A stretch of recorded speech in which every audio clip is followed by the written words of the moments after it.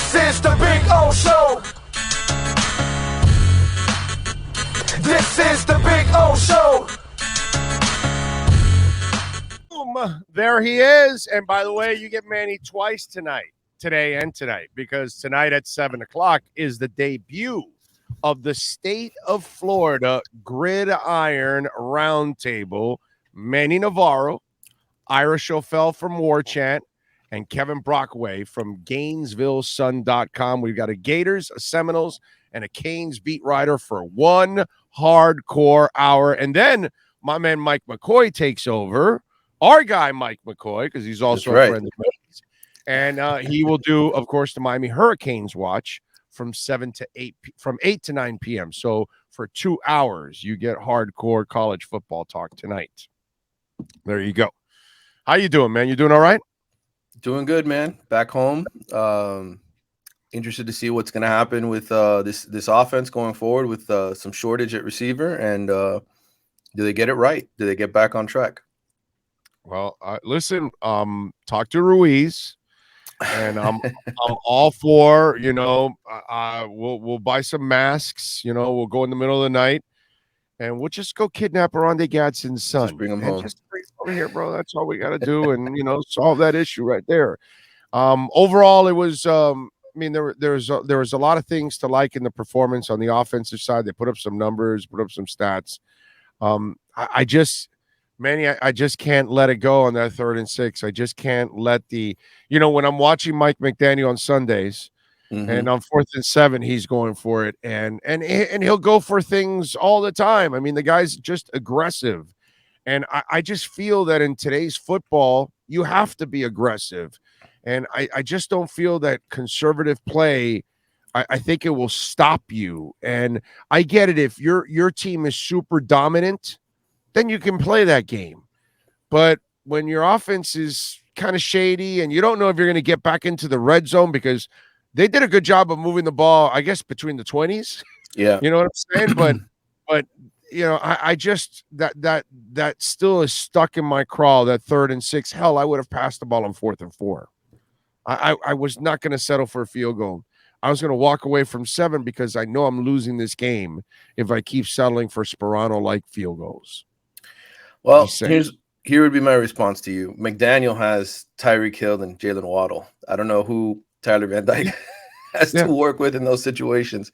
I think that's the biggest issue. And I think part of the reason the game was called that way is because they know there's limitations that they have in the passing game. Now, they still threw the ball 41 times. They still dropped back 41 times.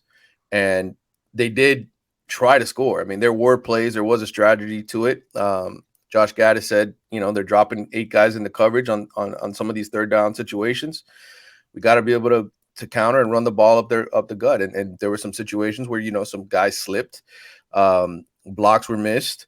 And so the opportunity, I think, was there to score a couple of times, obviously, with the running game, but it failed when it mattered in that tight little space. And so that's something they're going to have to figure out.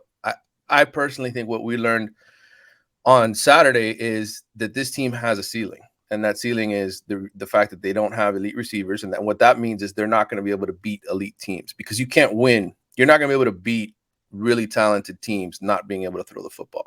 Now, can you beat other teams in the ACC and win the division playing this style? Yes. And I think leaving that stadium, that's what I felt. I felt like, man, unless somebody really surprises us and comes out of nowhere in this receiver group, this is the way that they're going to have to play a lot of games, where it's going to be in the 4th quarter.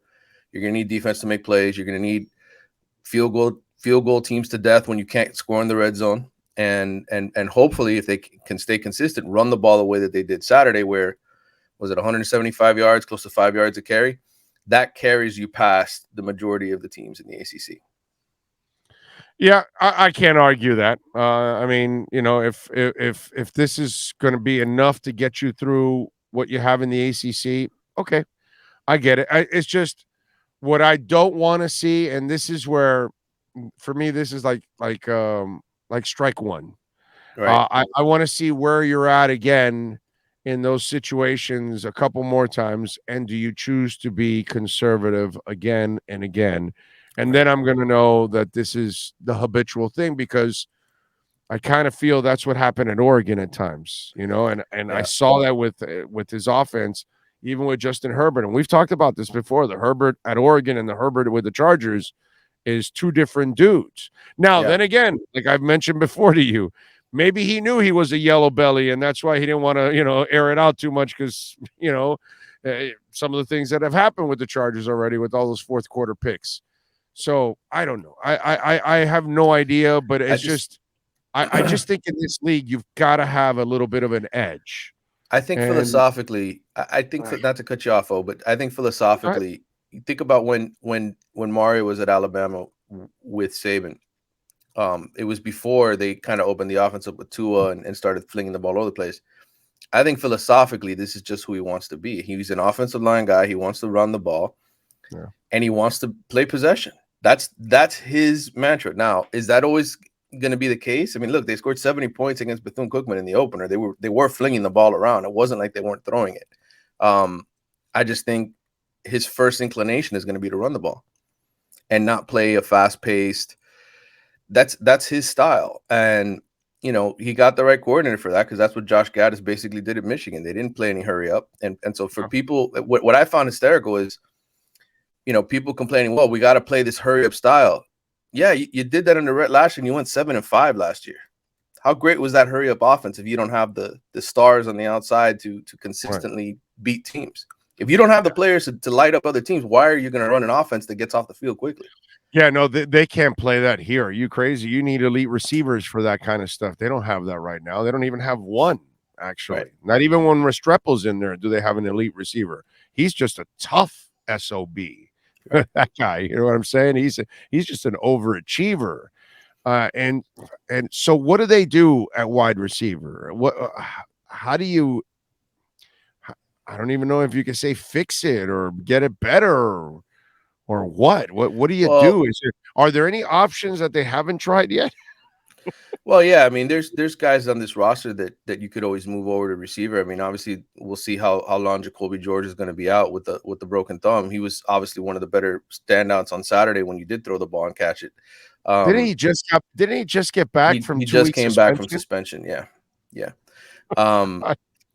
I think you can move Malik Curtis, who's one of your. They were talking about him in camp, one of the fastest cornerbacks. He was an offensive. He played both sides of the ball in high school. Super fast. I've had a lot of people tell me he'd be an elite receiver here. Maybe that's something you try this week for depth purposes. You're doing fine in the secondary right now. You've got enough depth to move other guys around there. You could pluck him over. You could certainly move Jaleel Skinner, who's one of your tight ends. Put him out a little bit wide. Let him play the receiver position as well. He's big and tall and rangy. And then to me, a kid like Colby Young, who you got out of the JUCO system last year out of Lackawanna, he's a jump ball guy. We've yet to see him really be used around the end zone. 6'4", big body, big range. Those are kind of the immediate things I think you could do to supplement the losses and to maybe change things up. More of those jump balls around the end zone because you're not going to create the separation you need. So what do you do in those situations? You run off play action and you throw a jump ball to the end zone to somebody who can go up and get it. So I think those are sort of the immediate sort of things you can do. But will it be successful? Oh, I don't know. I mean, in the end, they need guys to step up. I mean, we heard all about Romello Brinson. We heard all about Jacoby George. We heard all about Brashard Smith, the three amigos, right? The kids in the last class. This is your opportunity. This is your time now. I know George is hurt, but the other two guys, Brashard Smith had a chance to make a catch on fourth down and keep the chains moving, and he dropped it. So I don't think it's a lack of talent. I think it's a lack of confidence in what they can do, and can they hold on to the football. Frank Latson was an elite high school recruit, showed flashes at Clemson. Miami goes and gets him the transfer portal. What's he done since he's been here? Nothing.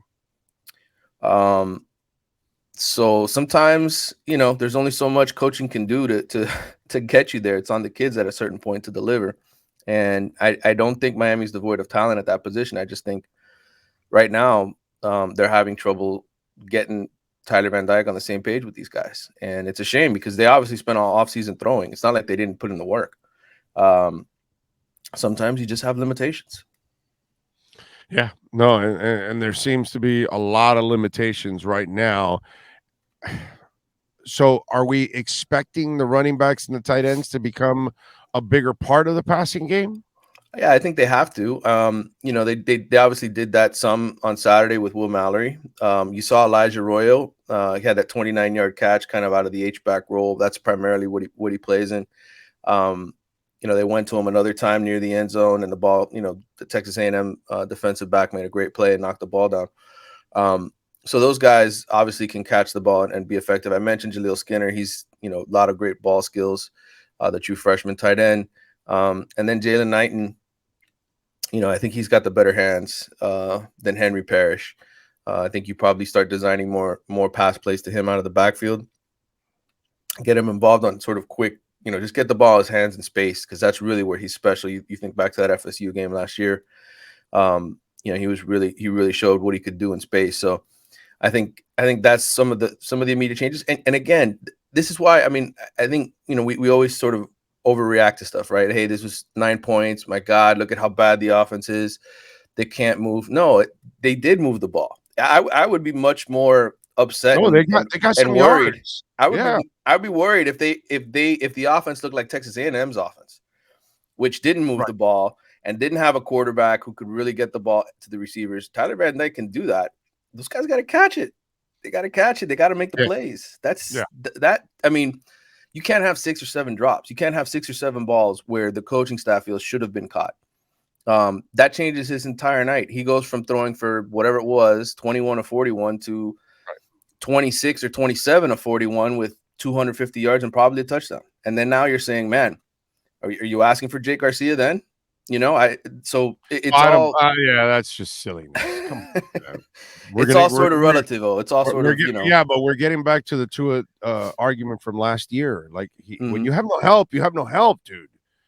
You just can't do anything about it. You know what I'm saying? And the kid just doesn't have enough help right now. And that's why he doesn't look like he looked last year when he had 2 receivers that could catch balls at least and make plays. And I am looking at the stats. Mallory did have 6 catches, and Redding had 3 catches, and Smith had 3 catches. But they got some of the other guys involved. Arroyo had the 1 catch you're talking about, but Knighton had 1 catch. Yeah, they're going to have to find a way to get the running backs probably involved more in the passing game out in the flats. This week is not much of a test because it's Middle Tennessee State. They should be fine, but this is a good game to experiment, like what you were talking about. If you're going to move a DB or if you're going to try to start using running backs or tight ends more. Yeah, I would love to see Malik Curtis. He is a 9 threat. You line him up, you let him run the 9 route all day, stretch the defense. He's that kind of guy. You throw some bubble screens at him and let him just eat guys up with his speed. I would love to see that this weekend. The problem is he's been playing cornerback up until this point. So do you switch it all up on him and just teach him 2 routes, and just say, hey, these are the 2 things we want you to do, and very, very, very simple. Maybe that's the way that they handle it. But Skinner and some of the other young guys that they have here, Isaiah Horton, the true freshman that they got, who I think has high potential. I think you certainly start developing them and working with them extra, or doing whatever you have to do to prepare them for coming and playing in a pinch, because if something were to happen this weekend to Keyshawn Smith or some of the guys that you do have out there, then you'd really be in trouble, because then you're relying on guys that don't know what they're doing. So to me, I think there has to be more of an emphasis in the weeks ahead here, including the bye week coming up, that you get those guys ready to play in the event that they have to. All right, Manny, what could be the problems with Middle Tennessee State? Because I would figure that they should be able to handle them, but you might know something that we don't know about Middle Tennessee State. Well, they run the air raid. They're a 4 wide set, don't really run the ball very often. And they're an older team. They're one of these older group of 5 schools that have guys who've been playing football forever. So they're not going to come in here scared. They've played other Power 5 teams, and their coach, Rick Stockstill, I think, has been there 16 years. So he's got a system in place. He's had success. Middle Tennessee's been to a bunch of bowl games and won conferences and all that kind of stuff. So I think, you're not going to get just some run-of-the-mill group of 5 that doesn't have their crap together. They have their stuff together. They have their system. So I think, what you're going to see is Miami secondary get tested a little bit, with the air raid. Do those guys come out and play the way that they did last week against Texas A&M, where you were saying, man, that was a pretty good showing by the secondary, because we go back to the first two games, right, and we can pick apart some moments where we said, man, that was some bad coverage down the field. They gave up some big plays. Middle Tennessee is going to get rid of the ball quickly. They've given up 7 sacks this year, but the reality is that their whole attack in the air raid is quick release, get the ball out to the receivers in space. So this is the week where, if you're Miami's defense, assignment football, the way that they've pretty much played so far, they've had 3 games this year where they've had 10 missed tackles or less. 8 against Texas A&M, 5 against Southern Miss, 10 against Bethune-Cookman in the opener. Last year, the entire season, they only had 3 games where they had 10 missed tackles or less. Miami did. So they're certainly playing a lot better under Kevin Steele and in his system. They're not giving up as much chunk plays. They're not missing guys as often. So just do your assignment on defense, and I think they win this game comfortably, and you get a chance to have Tyler Van Dyke work on the chemistry with the receivers. Let's hope so. All right, so what do you got going on this week in the Athletic so folks can check you out? Well, I just, I did a whole breakdown on what happened with the red zone and the offense on Saturday, in terms of the receivers. And so if you want to read more into that, I've got a whole article on that. The True Freshman Report will be coming out soon. I'm working on that as well. ACC mailbag, another Kane story later in the week, and then the game on Saturday. So and I just put up a new podcast, the Wide Right Pod, from last night that was put up this morning. So there you go. That's available for the Athletic, as well as all the excellent coverage by everybody on our staff. All right, and you'll see them tonight, 7:00. State of Florida Gridiron Roundtable. Manny, as always, thank you, my brother. Appreciate you. Good talking to you. Take care, buddy. You got it. There you go. And don't forget Canes, where they got anything and everything with the Canes logo. They got all kinds of shirts, hats, jerseys, you name it, all kinds of memorabilia, all kinds of different lights and everything. You want something for your bar, you need a pair of sandals. And they've got Miami Dolphins gear, Miami Heat gear, Florida Panthers gear, Miami Marlins, and Inter Miami. So they've got all the other teams locally here in South Florida. Go to Canes, where 2511 South University Drive in Davie. Tell them that Big O sent you. They will take care of you. I promise you there at Canes_wear on Twitter.